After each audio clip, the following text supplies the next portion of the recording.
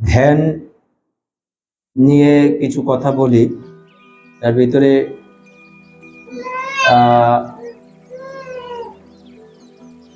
ধ্যান অনেকে করতে ভয় পায়। যারা ভয় পায় তাদের খুব ভালো লাগে ধ্যানটা, ওই উপাসনা প্রণালী থেকে ধ্যানটা সরিয়ে দিতে। আর ধ্যান করাটা মানে এরা যে কতটা কপটতার ভেতরে থাকে সেটাই ভাবলে অবাক হতে হয়, যে এরা উন্নতি চায় না।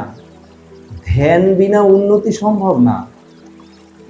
ধ্যান ছাড়া কোনো জিনিস তুমি মানে কোনো একটা সিদ্ধি লাভ করতে ধ্যান ছাড়া সম্ভব না। সেই ধ্যানটা উপাসনা প্রণালী থেকে তুলে দেওয়া হলো একটা সময়। ছোটবেলায় দেখিনি ধ্যান, পরবর্তীতে পরে সংযোজন করা হয়েছে। ধ্যান বললে কেউ কেউ আবার মানে ধ্যানটা এত বিরক্তি লাগতো, এই প্রাচীনকালের মানুষগুলো মানে এইগুলো করে করে অভ্যস্ত হয়েছে। যেরকম দেখেছি ধ্যান যেইগুলো হতো মানে পাছা ঘুরিয়ে অন্য জায়গায় বসে যেত, মানে বিরক্তি।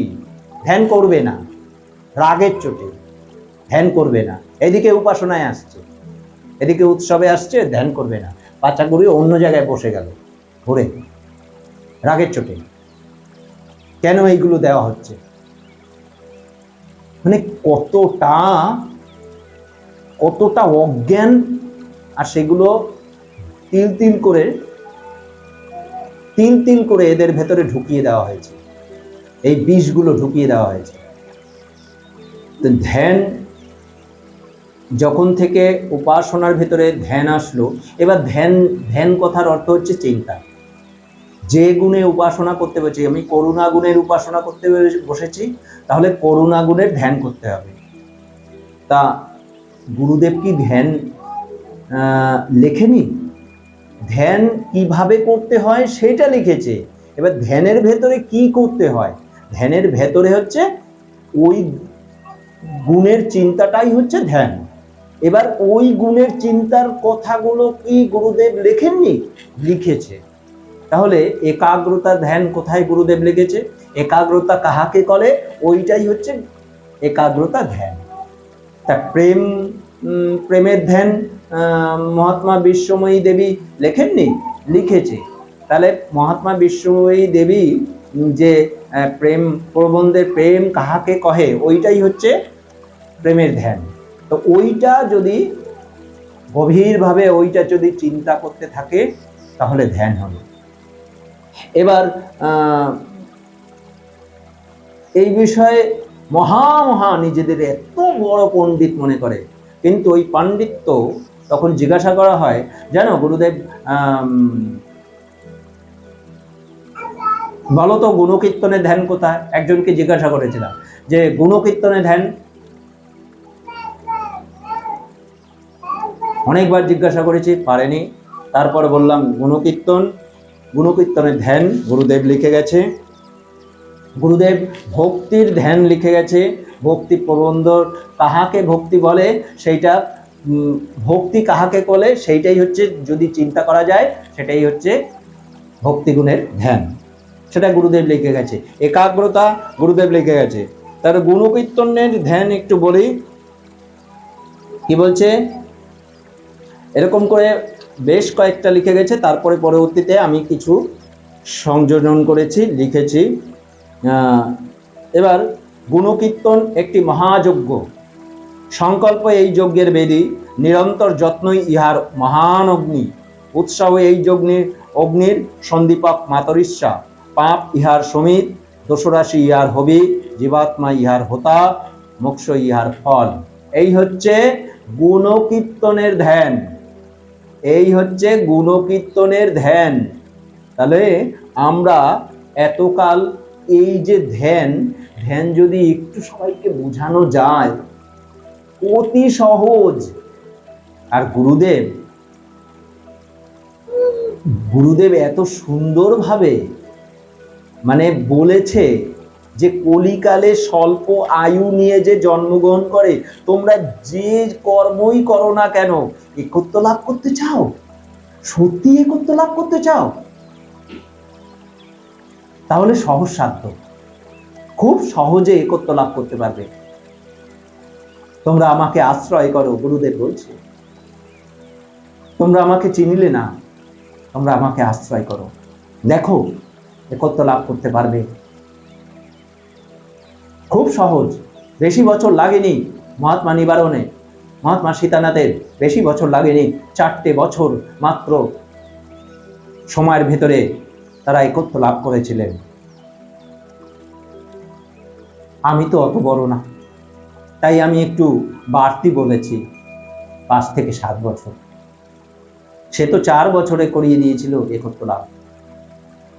তা যাই হোক, তাহলে গুরুদেব ধ্যান লিখেছে। ধ্যান কেমন ভাবে করতে হয়, ধ্যান কাকে বলে, সেইগুলো আলাদা বিষয়। এইবার ধ্যানের ভেতরে কি চিন্তা করতে হবে, চোখ বন্ধ করে মেরুদণ্ড সোজা রেখে শিথিল ভাবে এবার কিসের কথা চিন্তা করতে হবে? আমি যে গুণের উপাসনা করছি, আমি করুণা গুণের উপাসনা করছি, তাহলে করুণা গুণের ধ্যান করতে হবে। আমি পবিত্রতা গুণের ধ্যান উপাসনা, এইমাত্র পবিত্রতা গুণের উপাসনা হলো, তাহলে পবিত্রতা গুণের ধ্যান করতে হবে। তাহলে পবিত্র গুণ কেমন? পবিত্র গুণ কি গুরুদেব লেখেনি? লিখেছে, পবিত্রতা গুণ নিয়ে গুরুদেব লিখেছে। সেইটা যদি চিন্তা করা যায়, সেটা বিস্তারিত বিরাট বড়, আমি ছোট করে পবিত্রতা গুণের ধ্যান লিখেছি। সেখানে কি বলছে? যে গুণে সুদুর্লভ গুণ শ্রেষ্ঠ রত্নদাতা, যে গুণে সুদুর্লভ শ্রেষ্ঠ রত্নদাতা, প্রেম জননীর গর্ভে জ্যেষ্ঠ পবিত্রতা। পবিত্রতা হচ্ছে, প্রেম হচ্ছে সমস্ত গুণের জননী। এবার প্রথম যে গুণটি জন্মগ্রহণ করে সেটা হচ্ছে পবিত্রতা, তাই জ্যেষ্ঠ গুণ বলা হয়েছে। প্রেম জননীর গর্ভে জ্যেষ্ঠ পবিত্রতা, অনন্ত মুক্তি আর নিত্য ব্রহ্মত্রাতা। অনন্ত প্রায় মানে মুক্তি যদি পেতে পারে, অনন্ত মুক্তি আর নিত্য ব্রহ্মত্রাতা প্রাপ্ত হইলে তাহা পূর্ণ পবিত্রতা। পবিত্রতা 2 প্রকার, পবিত্রতা আর পূর্ণ পবিত্রতা। এই হচ্ছে 2 প্রকার পবিত্রতা আছে। প্রাপ্ত হইলে তাহা পূর্ণ পবিত্রতা। পাপ তেরি শুধু পূর্ণ অন্তর করিলে তবহিত অবস্থাকে পবিত্রতা বলে। আমি যদি পাপ ত্যাগ করার বাসনা যদি না থাকে, পবিত্র হব কি করে? তাহলে পাপ ত্যাজি শুধু পূর্ণ অন্তর করিলে তবহিত অবস্থাকে পবিত্রতা বলে। বহু জন্ম পুণ্য বলে ভক্তি, গুরু ভক্তি দলে সর্বগুণ বিকশিত এ যত্ন লভিলে। তার মানে সব গুণ যদি প্রতি মুহূর্তে যত্ন করা যায়, তাহলে পবিত্র গুণ হবে। বহু জন্ম পুণ্য ফলে গুরু ভক্তি দলে, গুরু ভক্তি ছাড়া পবিত্র গুণ সম্ভব না। বহু জন্ম পুণ্য বলে, বহু জন্ম পুণ্য যদি তুমি করো তাহলে গুরু ভক্তি লাভ করতে পারবে। সেই গুরু ভক্তি লাভ করতে পারলে পবিত্রতা হবে। দলে সর্বগুণ বিকশিত এ যত্ন লভিলে, ভববন্ধ হতে মুক্তি ত্রিবিধ কলুষ, সরবিধ বিষয় হইতে ইন্দ্র শুদ্ধি বসে। তার মানে অষ্টপাশ, ষড়রিপু, কাম, ক্রোধ, লোভ, মোহ, মদ, মাৎসর্য, ঘৃণা, লজ্জা, ভয়, কুলশীল, তারপরে হচ্ছে ভববন্ধ মানে চক্ষু, কর্ণ, নাসিকা, জিভ, এইগুলো সব বশীভূত যদি হয়, হ্যাঁ, ত্রিবিধ কলুষ, এ বিষয় ইন্দ্র শুদ্ধি বসে, শুদ্ধ শান্ত সুশীতল মধুর ও বিকাশে সর্বসিদ্ধি বর্ষিলে পবিত্রতা মেশে। যে গুণে তৃপ্ত সদা বহু গুণাশ্রিতা, প্রতিটি গুণ পবিত্র গুণের কাছে গেলে, তার কাছে আশ্রয় নিলে তৃপ্তি পায়। প্রতিটা গুণ ওই পবিত্র গুণের কাছে গেলে না প্রতিটা গুণ তৃপ্তি পায়। মানে এত সুন্দর, তার মানে প্রতিটা গুণ পবিত্র না, পবিত্র গুণ পবিত্র। তাহলে কত মহান একটি গুণ। তা সদানন্দে বিরাজিত মগ্নে একাগ্রতা, অপরূপ গুণসিন্ধু দর্শিত বিধাতা, সুদূর জয় অন্তহীন, সুদূর জয় অন্তহীন মুগ্ধ পবিত্রতা।